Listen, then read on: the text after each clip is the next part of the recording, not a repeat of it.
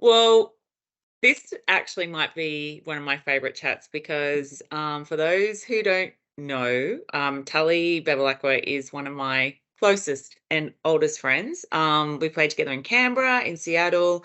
We've been through many, many ups and downs together and a lot of basketball for sure. But she's overseas living in America in Indiana at the moment. But yeah, we wanted to catch up with Tull and just see where she's at and celebrate some pretty fantastic things that are up and coming for her. So hey Tull. Loz, I tell you, it never gets old. Our chit chats and our get-togethers, whether we're talking basketball or you and I just Or having a little good old boys. glass of wine, just talking about our kids now. Yeah. I love it. I love you, and yeah, I'm Yeah. happy to do this and be talking to you about my story. I know. Yeah. I guess we might just quickly start with the fact that you are going to be the first Indigenous woman from Australia coaching in the WNBA. Congratulations on getting your assistant coaching role with Phoenix. How does that make you feel?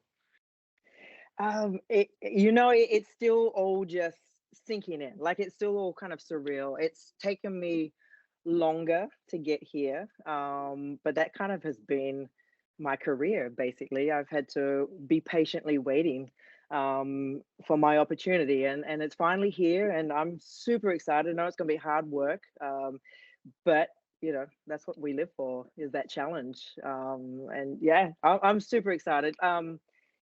Yeah, the first Indigenous person, my family, we're part of the Noongar people in the southwest of Western Australia. So, I mean, I'm really proud to be able to show a pathway for, other Indigenous youth that, look where I came from, a small country town in Merredin, Yeah. 5,000 people out in the Wheatbell area, playing on outdoor basketball courts. And now yeah, been all over the world as you have, and still involved all these years later. Well, look, you're one of the most humble and kindest people I've ever known. And like you said before, I think I don't know anyone who's waited as long as you've waited for opportunities and who's stuck it out, like who's been so persistent and you knew what you loved and you've just followed your dreams right from day dot. So I guess I probably want to just talk a little bit about where you come from, how you got to the WNBA as a player. Then how old were you when you made the Australian national team for the Olympics or the World Well, I was Cup? mid Olympics. 30s, yeah, mid 30s, That's when that's I first unheard of. pulled on the green and gold. So yes, but when you look back at all the point guards, that were there before me, it was like, well, yeah, I had some amazing point guards that I had to, fight out, or just wait my time to, for when they were passing the baton on, wait for my chance. And I didn't concentrate on basketball until later.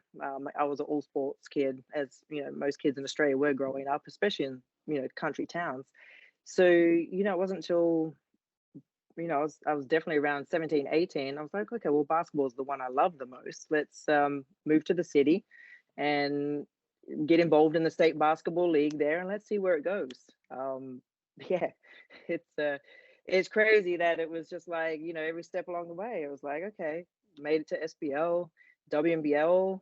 First of all, was just basically on the training roster of my first WNBL team.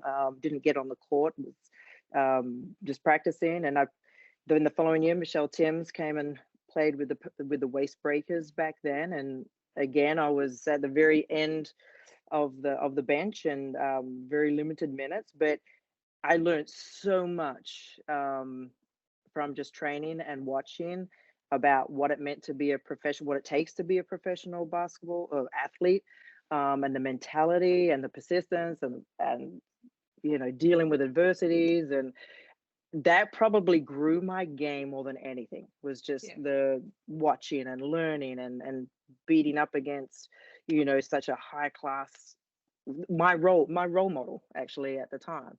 So yeah, I mean, then the rest, yeah, just took off.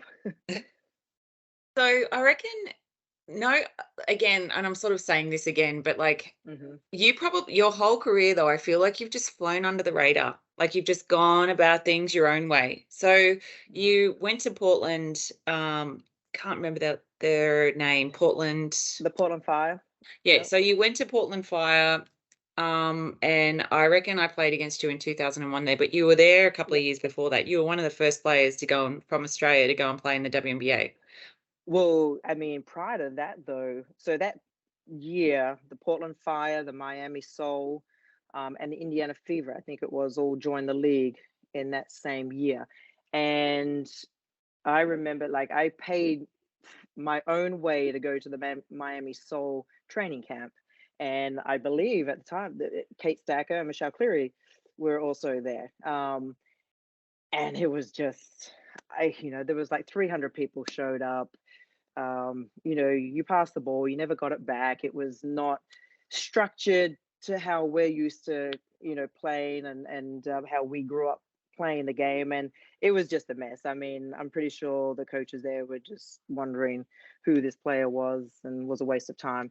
From there, I flew to Portland and went to their tryout straight afterwards, and more structured, which suited my style of play. And I the coach took a liking to that, and so yeah, I started in their inaugural season in 2000, and then for the next, they were there for 3 seasons in the league before they folded, which is when I then was joined you in Seattle. Seattle, which was just, I mean, it was just fate, really.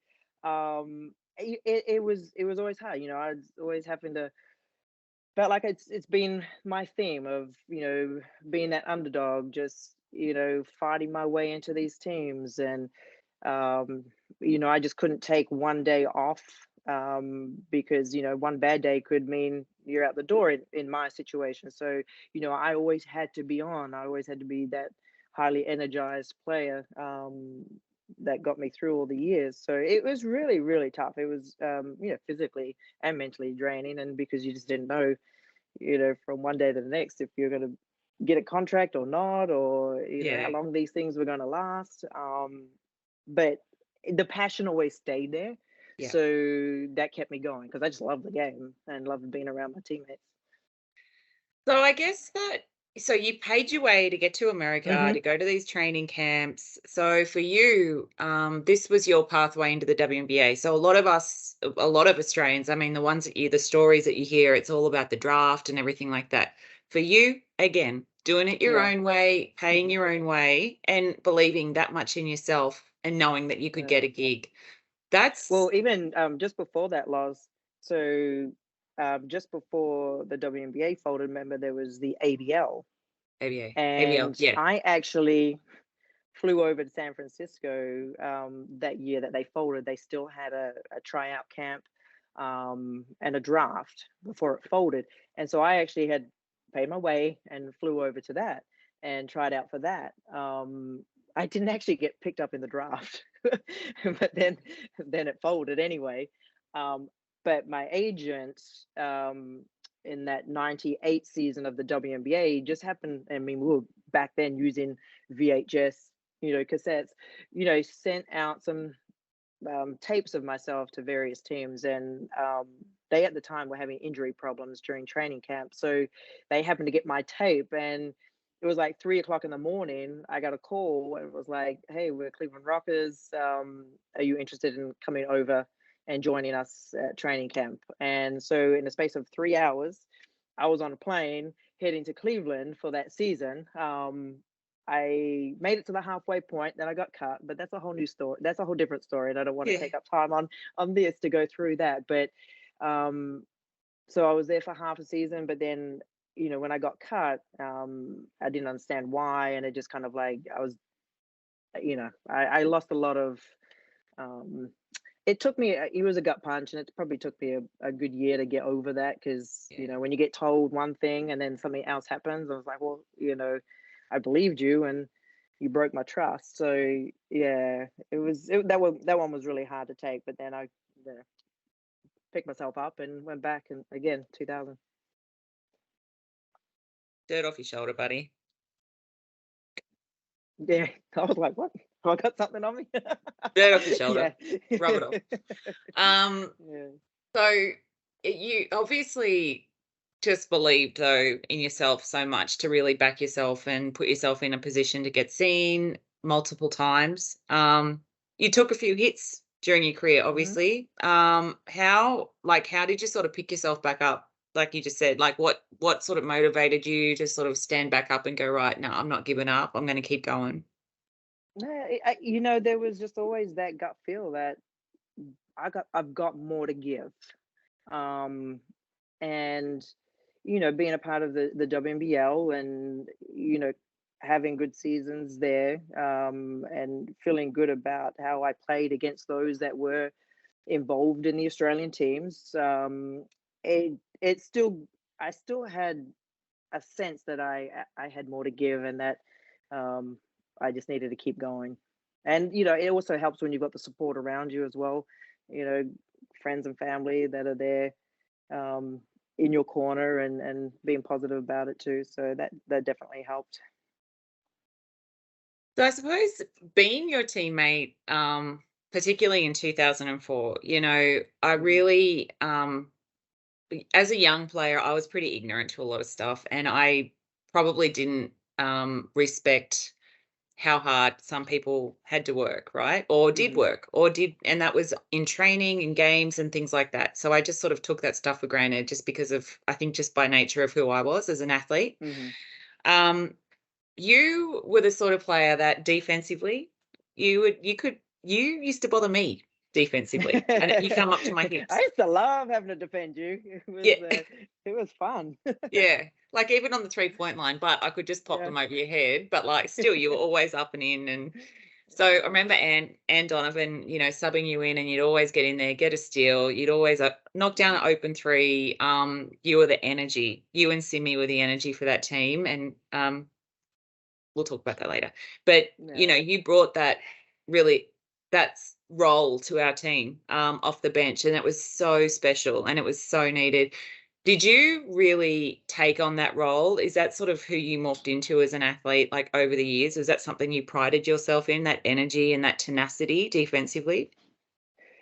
Defensively was that was just a natural part of my game. Like, and so I had to make it stand out for me to stand out. I'm only 5'4", so yeah, I had to make show something that another player didn't have, and that was it. That was that diving on the floor, taking the charges, the high energy, getting the steals, getting the ball to the right people. I wasn't offensively minded, but I mean, I could if I You needed to did. be, but I understood my roles in every team. I never expected to be a starter, but I ended up being a starter in some teams.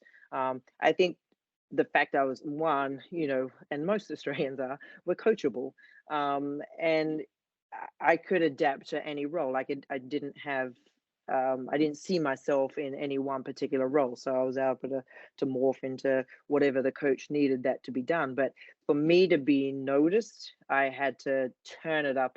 Oh, It was hard to a certain extent for me because there were multiple point guards in that season, so it wasn't just I was the backup to Sue Bird. Like there was myself, there were a couple of options there that Anne used. So it was hard because I never knew if I was going to be that person. And so I didn't feel as comfortable in my role that year because it I didn't feel like I was the backup point guard and I was the one that, as soon as Sue needed a break, I'm the one going in. Like, it was different. But 2004, that was my role completely. Like I was Sue's backup, and I knew it, and I was ready. Whether it was 1 minute, whether it was 15 or 25 when she broke her nose in our semifinals, I knew that I needed to be ready to go. In any instant. So it was a totally different mentality, and it just allowed me to,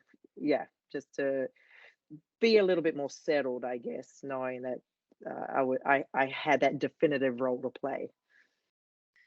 so one thing that I've, like, always loved and cherished about you is that your positivity, like, literally Hmm. outshines everything. Like, you're always positive. So even, like, on the Yeah. hardest days at training, you know, anything. Like if it's a teammate, if something happens, you're always positive, you're always supportive, you're always trying to get the best out of people and everything.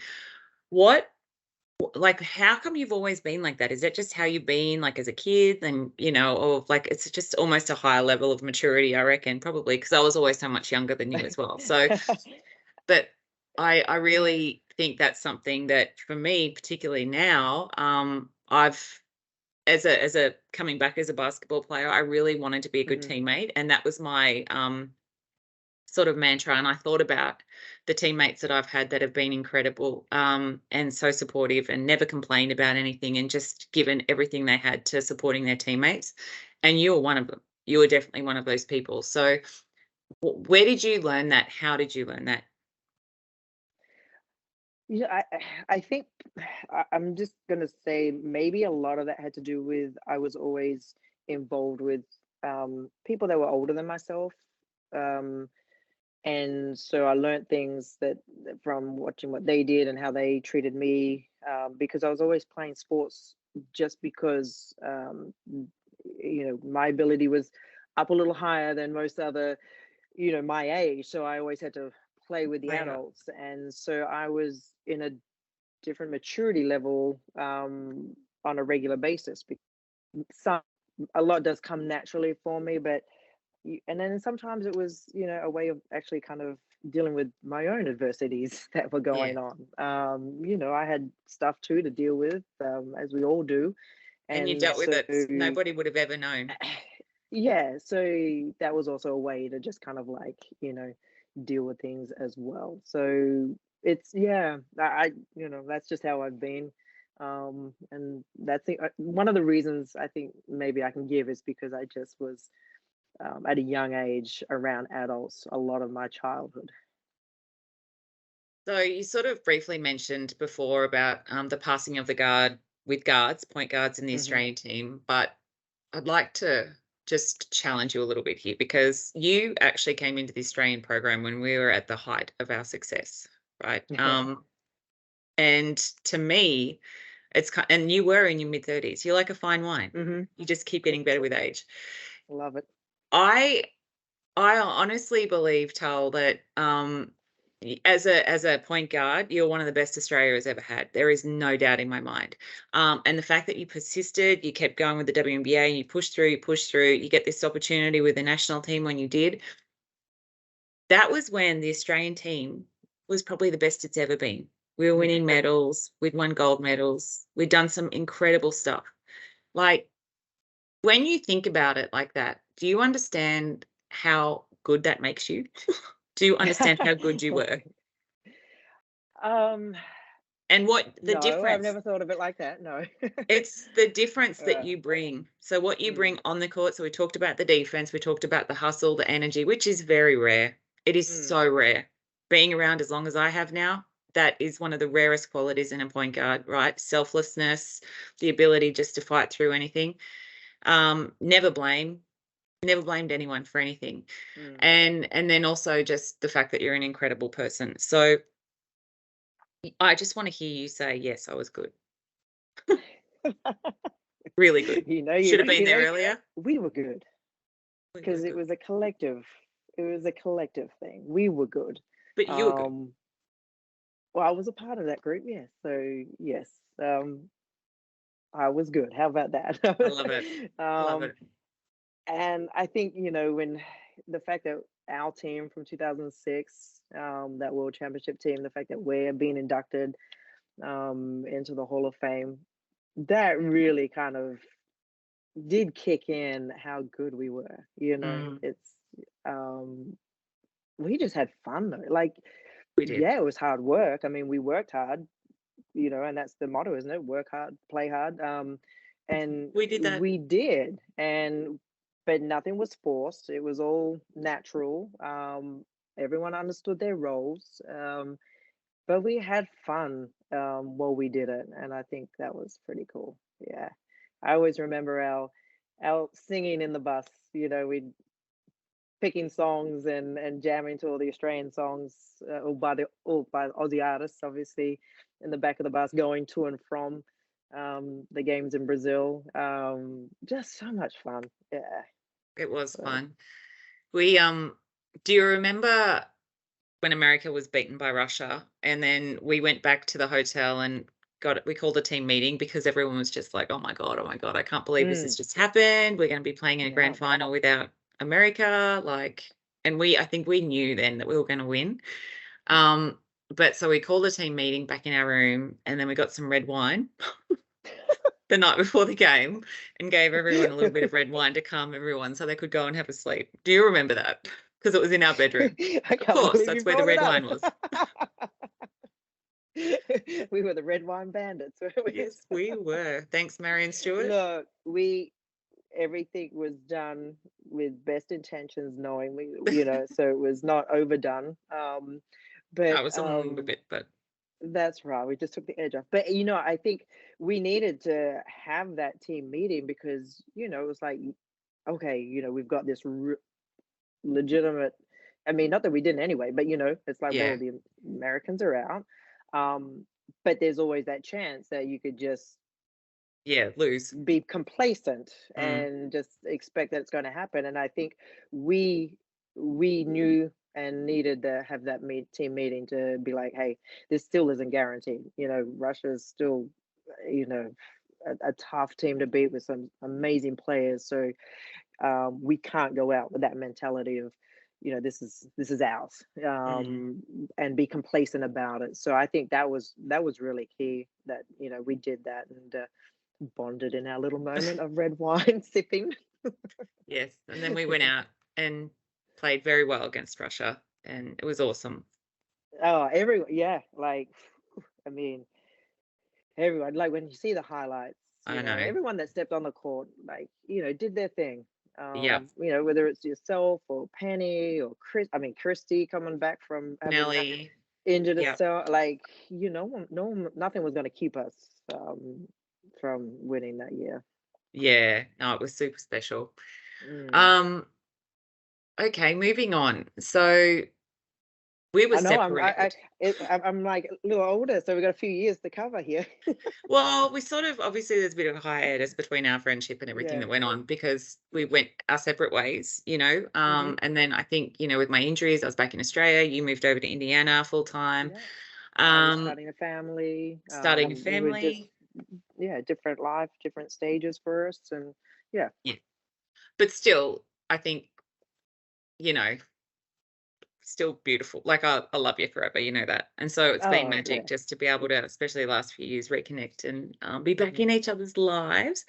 Um, So you have gone down the coaching pathway. Now you coached last year in New Zealand in their inaugural season over there, the Women's Hmm. League. Yep. How hard was that for you with your family? Number one. Hmm. But what motivated you to take that opportunity? So, I mean, when I first retired, had my own business running the gym for 8 years. But in between, I took a few years completely off basketball. It was like just needed that break. But then a few years later, just started to get, you never lose your passion for it. So I started to get back involved. And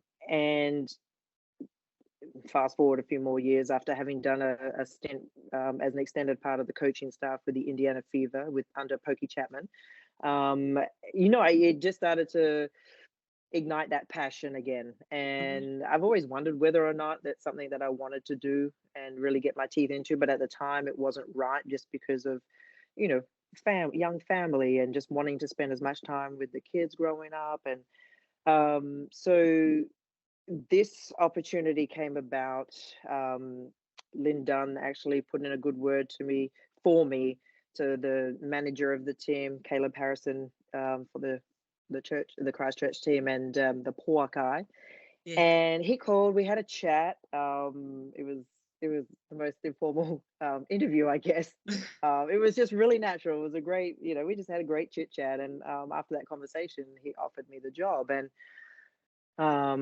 it took a little bit of working with schedules. The kids did come over for the first half of the season, and my mum flew from Australia to watch them. while I did that. But it was really tough because one, I didn't know any of the players, Yeah. so I didn't know their strengths and weaknesses, as you would do with most teams. I had to pick three imports, and being a really short season and limited money, there was a small pool, obviously, and then I didn't really know a lot about them, so I had to kind of be guided a little bit, obviously from word of mouth from friends, coaches, some of our mutual teammates Yeah.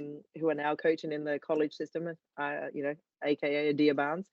So I picked up three imports, and then I had to get there. And in my head, I had this, basketball philosophy of how I wanted to play.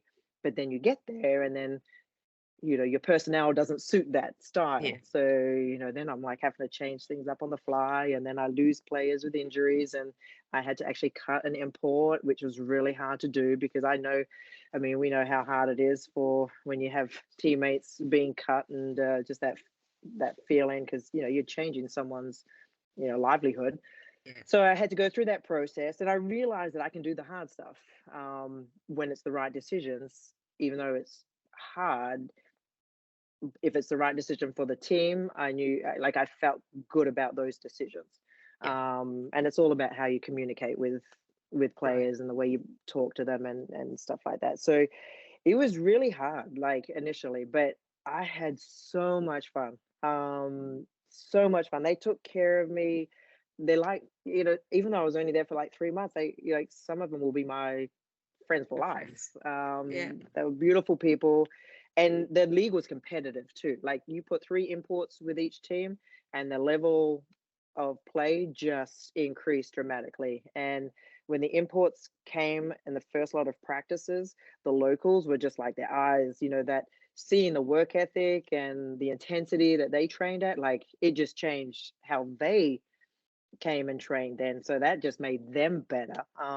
And I've no doubt that, the league's going to kind of have longevity, because it was really awesome. But so that affirmed to me that I wanted to really get back into coaching, and I really wanted to get back into the WNBA, to have a crack at the ins and outs of the to day life of a coach and not a player.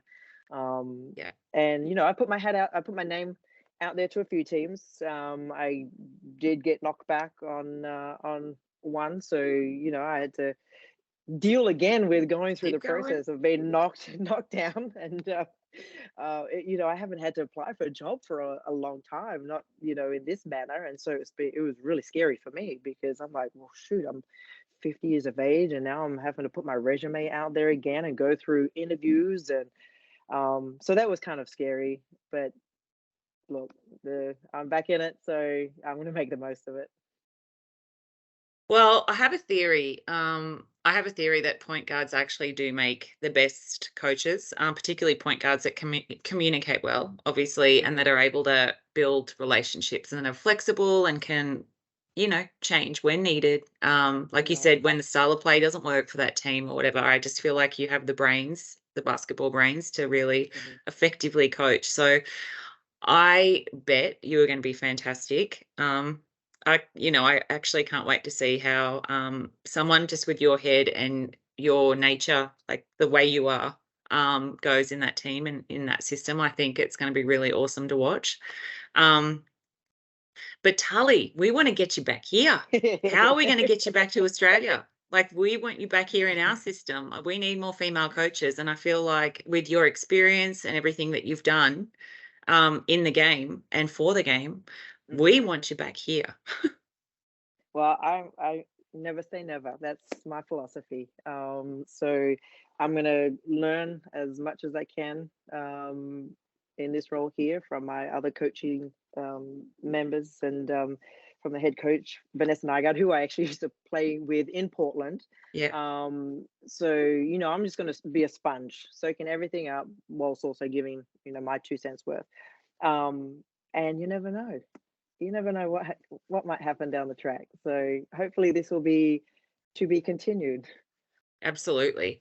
Hmm. Um, so I guess going back to what we were talking about before, just being, I guess, being the first Indigenous woman to coach in the Hmm. WNBA, right? what does that actually mean to you? When I was a kid growing up, there was, it was a different time, and you heard not so nice things, and so I feel like we things have changed. We're moving in the right direction. There's still a lot of work to do to still bring everybody together and to erase the stigmas and of just being different to one another, in any way. It doesn't matter how we're different, but to just erase, the the word has just gone It's out of alright. my head. But I want to just be that role model for, and not just the youth, but for anyone of any age to just use my story to say that you can achieve anything, or as long as you give it your best shot, to at least have the chance, to give yourself the chance to, you can. And my story is just all about determination, hard work, Commitment. blocking out the noise, Yeah. and just believing in yourself and surrounding yourself with the right people. But I'm super proud. Like, I'm so proud to to be a part of the community, and I need to learn, even myself, like, I'm wanting to learn more about it. I need to learn more about my community, and get back and actually do more when I can as well, so that I can be seen,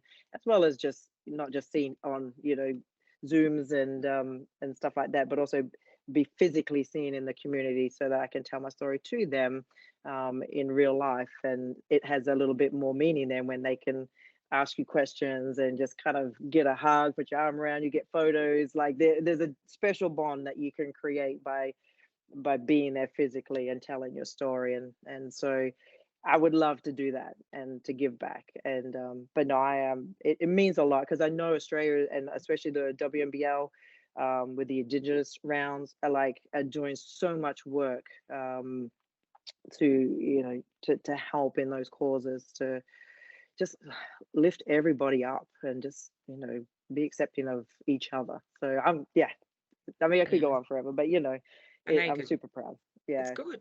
No, we wanna hear it. I think, for me particularly and for She Hoops, we want to highlight your story and we want you to be a part of, yeah, everything that we are running and what we're doing here. And obviously, I want you to come back and coach in Australia, with Australia, for Australia. Um, but I think for me, Tal, I just want you to know how proud of you I am. I don't think there's too many other stories of resilience and commitment to the process as well than yours, purely because you've had to. Oh, I can think of one. Who's that player that just came back after not playing for so many years? Oh, shut up. No, And got all the way back to the no, world stage at the World Championship. So, no. I had it easy, mate. I tell you what, like right from the start, no, day you one did of not. my No, career. that was not easy right there. So, yeah. Well, So, yeah, that was a little junket. I don't know what that was. But anyway, that's all over now, as I have two plaster casts on my legs and sitting on a bed talking to you.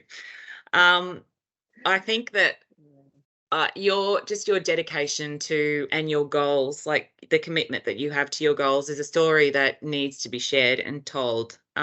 Because you actually drove your career. You weren't really, like, when you think about pathways and things like that. Yeah, you're in the WNBL, but you flew yourself to America to go to mm, different training camps, to be on different teams. Everything that you did, you fought for. It wasn't handed to you, but you pushed and pushed and pushed and broke down barriers all along the way. And that's what you're still doing. You're still breaking down barriers at the ripe young age of, I don't even need to say it. look, I am proud to be 50. Oh, I love it. So yeah, look, I celebrate every birthday. It's a privilege to get old. So I'm enjoying life in the 50s now. So It is a privilege. And I think now is probably an appropriate time then that we're talking about it. But we had a mm, beautiful teammate and friend who we lost just last week, yeah. Simi. It's how are you doing? How are you holding up over there? Simone Edwards, for anyone who doesn't know, was Mm. our teammate in Seattle. We played with her. Well, I know I played with her for 5 or 6 You years. played longer, yeah. Yeah, but just, she was always Mm, back and forth in Seattle and, yeah, got sick with ovarian cancer. And mm. it it took her life on Friday, which was devastating, I think, for everyone that knew her. But I think, yeah, it just to remember her and quickly talk about her and her impact on Seattle and the basketball community in general. Yeah, I guess I was one of the few people, I guess, that knew how sick she was. She didn't really share it with a lot of people, and she didn't want to. She didn't want people to know how sick she was. She just wanted people to treat her the same way as they'd done before. So, um, it was, yeah, it was a real shock when the day came that we felt that she was slipping away. Within a couple of hours of getting one call, then there was the next call to say that she had passed. And it's still so surreal. Like you just expect her to be coming out, when it's a Seattle home game or something, and just to be out there waving her arms around and chest bumping Doppler and yeah. I Shimmying. mean, it's kind of when Anne passed, it's just that shock and the she was bigger than life. Like she just had that personality that it was like, lock up your babies because Simi's going to steal them because she was just, drawn to children and helping children. And Yes, it's beautiful. fans loved her. I mean, remember that story when you got into foul trouble in Minnesota and subbed her in, and she got to the scorer's bench, and she went to take her warm up jersey off, and she Oh, yeah, realized she that's didn't put her right. playing jersey on, and and gave her the biggest daggers Oh, ever. God. Oh my god! Like I mean, myself and probably Adia Barnes, we had to put towels over our mouths because we were like pissing ourselves Laughing laughing. It was so so hard. funny, but you didn't want to at the Yeah. moment. Like Anne was just whew, daggers. Um, she's yeah, she was a people person as well. So Yeah. our Jamaican hurricane. So it was yeah, it's never easy. I mean, No. and you know, the people, what was the one thing about Seattle and the connection that we all have there is that the fans as well never forget you. Even if you played one game there, they still welcome you back, and just the love and support that they also built around Simone in helping her when the news broke out of her first being diagnosed and stuff. Yeah. It was lovely. It was great to see. She felt the love anyway from everybody. Yep. Yeah. Yeah. So that's tragic. I think, Mm. I guess, It reminds you how precious life is, doesn't it? oh, it is so, yeah. Well, look, I'm excited to see the Aussies, in action over here. You've got uh, Kayla George now being signed up in Las Vegas there. I know. So she's joining an elite group. Obviously, the Aces and the New York Liberty are poised as the two favorites early on. And, on paper, they definitely, you know, they can back that up on paper right now. Um, I'm just excited to see all these, and I feel like we haven't there will be more signings of Australians, to be invited to training camps. I Yeah, think, from, definitely. the World Championships, and I think, some players are going to find themselves on a training camp roster. But I've been trying to, get on the YouTube to watch some of the WNBL back home, and Been awesome. the play has been fantastic. Mm, And that's a lot of coaches are really watching what's going on, yeah. especially because you've got year imports too of high quality that are making keeping the league even better as well. And so the Aussies are really on the radar for teams to bring over because one, we're just great people, and two, Yeah, of we're course. coachable, and you need an Aussie or two on your team to be successful. True. That well, people love our personalities. So let's just face Hmm. it. It just is what it is. Um, Well, I was gonna say, what advice would you give people that who anyone really who Mm, has a goal, there's a traditional pathway, mhm. but they're not getting those opportunities to get in that pathway. What would you say to them to attain their goals? Because I feel like you probably are the queen of this.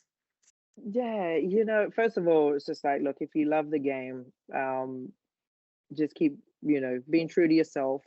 And, it's all about to get better, you have to put the work in. And, like it took longer for me to be seen, but that didn't stop me from putting that work in every day that I knew I had to do because somebody else, was doing that work. So, if you only put 50% effort in, if you only go and shoot 50 shots when you should be shooting, a couple hundred shots, it's going to catch up to you. And, so you've got to be realistic with yourself first about how badly do you want to do this, so that you can look in the mirror at the end of the day and, whether your dreams come true or not, or you get the chances or not, at least you can look in the mirror and say to yourself, well, I did all I could and Yeah. I just didn't get there. But I did, I gave it a shot. And you can walk away, with your head held high and knowing that, that's just how it happened. Not everybody is going to make it. Not everybody will make their dreams. I mean, obviously, you can only, there's a lot of people trying to make to reach the same levels that we have. But if you're not going to do the work and if to give yourself the best chance, then you've only then got yourself to answer to in that regard. So be true to yourself. Don't cut corners. Cutting corners isn't going to get you anywhere. And enjoy it. You got to Mm. have fun with it. Like if you're not having fun, then it's going to show. It's going to limit you. Um, so, but yeah, and then just Find send another your way. find another way. Be creative. Send your highlights out to people while you're doing all that stuff in the background. Go and take the opportunities when you can get them. But just somehow be seen, or you know and then when you get the tryouts, when you do get to those opportunities, it's like then when you get the ball, if you're a shooter, shoot the ball. Yeah. Don't give up those opportunities that that you have the strengths to do things. Otherwise, then they won't look at you if they bring you in for certain reasons and you don't show them when you have the opportunities. You can't get shy in those moments. You have to be you, and Yeah. don't try and be somebody else. They know what you can do, so don't get to tryouts and then pretend all of a sudden you're going to be a Harlem Globetrotter if that's not you, because it'll backfire. Be you because they've brought you in for a reason, so they just want you to showcase those strengths that they've brought you in for. Very good advice. Mm. Um, And go do your homework, watch film, watch which film? players that, yeah, that are in positions that you are, and see what they're doing. Or so Mm. there's more to it than just on court stuff. It's the work you can do off the court as well, just watching and absorbing and learning. um Yeah. so there's different dynamics now than what there used to be, and you've got the tools to do it too. You Well, just get on the internet and find these things. yeah. What about for coaches, for instance? So, okay, so in life, so not specific to basketball, like Hmm. as an athlete, but I think in life, more just following your goals, and like you've said, just committing to what it is you want, and then putting the work Hmm. in. It's the same sort of process, yeah. Like you've really got to identify what it is that you want, what it is you want, and then go for it. Oh, for sure. I mean, as a coach, for me, I think the biggest thing was finding that connection with the players individually, that was not related to basketball. It was having them feel like that I was actually invested in them as a person, and getting to know them.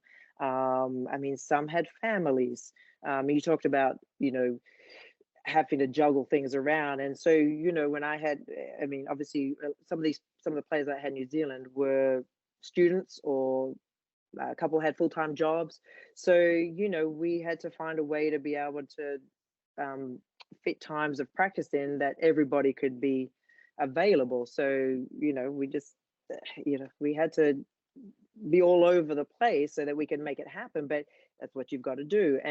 But you've got to understand the players individually and get to know their personality and have them understand that first and foremost you're invested into them as an individual, as a human being.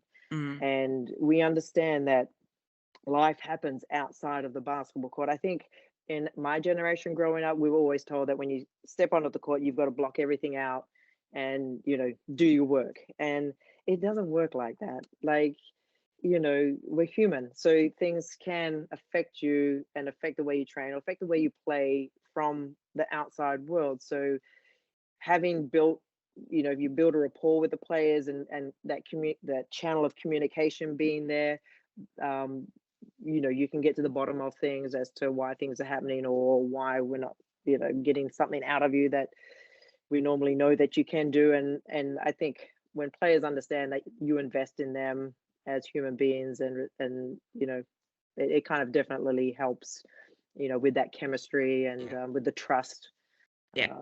regardless of wins or losses, Yeah. Favorite coach? Favorite coach. You know what? I like all my coaches. That one's a really hard one, but I'm gonna say just because I feel like he gave me my real first shot at my with the WNBA was Guy Malloy. Oh, good one. Mhm. Okay. Yes. Favorite food? Chocolate. Of course, I should have known that one. Oh, red Cadbury wine. chocolate. Yeah. Whatever. Favorite animal? Dogs. Cats are close behind, but I'm a dog person. Favorite teammate? Be careful. Lauren Yeah. Jackson. Be very Love, careful. Plaza, Jacko, all the names you had. All right. Favorite team? Although these are hard because it's all in context, right? It's all relative. So, but favorite The team? Australian 2006. Second What favorite was the team? team? Yeah, well, Seattle Storm 2004. 2004 was special. And then Canada Best Capitals, memory? obviously. Favorite memory? Favorite memory was playing against my mum when growing up in Meriden. I got to play senior basketball, obviously, and played against and with my mum as well. So that's pretty unique. That's awesome. Yeah, she told me to bug her off though when I'd go and try and defend her. So yeah, That's funny. I let her get There you away go. with a few points here and there. Oh, that's kind of you. Thanks, Yeah. daughter. Yeah. Okay, offense or defense? Defense wins championships. Free throws Kill. win Free throws win games. I mean, Well, whatever. yeah, you got to It's all get the relative. stop though to get the ball in offense. Yeah, that's a good one. You want to keep going? Yeah, okay. Oh, I can't think of any off the top of my head. It doesn't really You matter. remember Oh, that okay. game? Oh, talking about free throws. You remember that game when I had moved to Indiana and was playing with the Indian Fever, and I'm trying to take a free throw, and you kept reminding me what my free throw percentage was. When I was at the Which free was throw line really bad. No, I was at the free throw line. and I was And standing there watching. I had a really bad free throw percentage at that time, and you kept reminding me what it was as I was about to shoot my free throws. Actually, I vaguely remember It was that. in Indiana too. Yeah. I talk so much trash. That is so bad that I did that. And if you had done that to me on the free throw line, when I would have told you, I know, but but I you think I probably had just a started big laughing. smile, like as I was probably That's bricked so it, but funny. All right, greatest inspiration. Greatest inspiration. Well, I mean, my folks, hardworking folks just inspired me. That's a good one. Yeah. All right. I reckon we can leave it there, Tal. All right, Yay! woman. Love ya. Love you. Bye, love Okay. you. Bye. Bye.